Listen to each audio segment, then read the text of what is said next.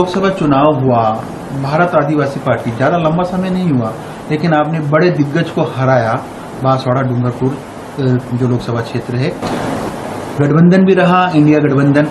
अब चूंकि गठबंधन के साथ रहेंगे आप, क्योंकि 2 मीटिंग दिल्ली में हो चुकी, उसमें आप नजर नहीं आए, उसके बाद आप मिलने जरूर गए थे, तो इसके ऊपर स्पष्ट करें क्या रहेगा आगे।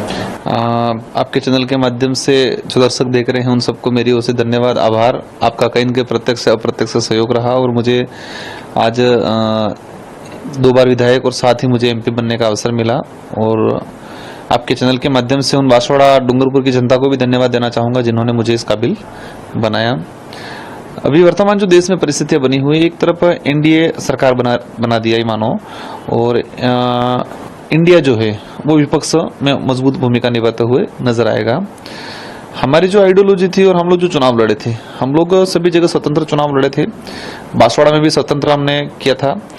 लेकिन जैसे कांग्रेस के दिग्गज नेता के रूप में मालवीय जी थे और वो सीधा भाजपा में गए, तो पार्टी हाईकमान ने डिसीजन लिया, कांग्रेस के पार्टी हाईकमान मेरे व्यक्ति से अच्छे एज ए मित्र कहे या फिर हमारे सदन के सदस्य कहे, जो वर्तमान में कांग्रेस के प्रदेश अध्यक्ष है गोविंद जी डोटासरा, रंधावा जी प्रभारी, तो पहले से अच्छे संबंध थे। तो हमने उनको रिक्वेस्ट किया कि आपको भाई, आपका भी लीडर एक चला गया है, अगर आप उसको सच में सबक सिखाना चाहते हो, क्योंकि कहना था कि कांग्रेस में खा पी के मजबूत बना, कांग्रेस ने इतना मंत्री बनाया, सीडब्ल्यूसी मेंबर बनाया, कांग्रेस के साथ धोखा किया। मैंने कहा धोखा किया है तो सबक सिखाना है तो आप लोग ये चीजें करो। तो उस वो परिस्थिति बनने के बाद उन्होंने फॉर्म भराया, कैंडिडेट भी उतरा, लेकिन वो भी बीजेपी का निकला।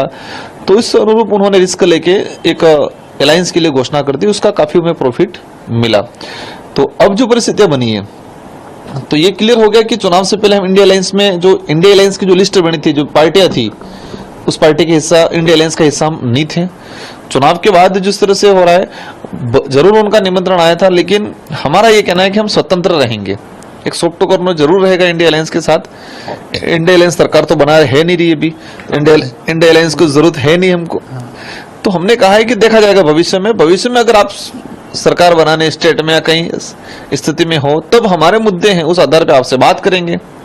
आपको अच्छा लगेगा, आप एक्सेप्ट करोगे इन मुद्दों को, तो हम फिर आपके साथ आगे बात बढ़ाएंगे। ये बात हुई। इसलिए अभी तक जो स्थिति है, औपचारिक रूप से मेरा फर्ज बनता था, मैं मुलाकात हुई, इंडिया गठबंधन के कई साथियों से मुलाकात हुई, राष्ट्रीय अध्यक्ष जी से, खड़गे जी से मुलाकात हुई, लेकिन ऑल ओवर ये है कि अभी वर्तमान में हम स्वतंत्र हैं और जरूरत पड़ने पर देखा जाएगा इंडिया अलायंस के साथ। इसका मतलब राजकुमार जी माने कि जो भारत आदिवासी पार्टी की तरफ से आप जीत कर गए हैं संसद में, अब चूंकि मोदी सरकार बन चुकी है, 3रे नंबर की, मोदी जी ने शपथ भी ले लिए, मंत्रिमंडल भी बन गया है, तो ये मान के चले कि संसद में आप विपक्ष में तो बैठेंगे लेकिन इंडिया गठबंधन के साथ नहीं रहेंगे। इसका मतलब हाँ, बिल्कुल विपक्ष में रहेंगे, लेकिन इंडिया गठबंधन में ऑथोराइटी, क्योंकि इंडिया गठबंधन में जाने के लिए हमारे पार्टी पदाधिकारियों की बैठक के बाद ही तय होगा। भविष्य में कुछ सिचुएशन बनती है तो, क्योंकि अभी तक ऐसी कोई सिचुएशन है नहीं, हमें भी जरूरत नहीं है, उनको भी जरूरत नहीं है, स्वतंत्र हम लोग रहेंगे।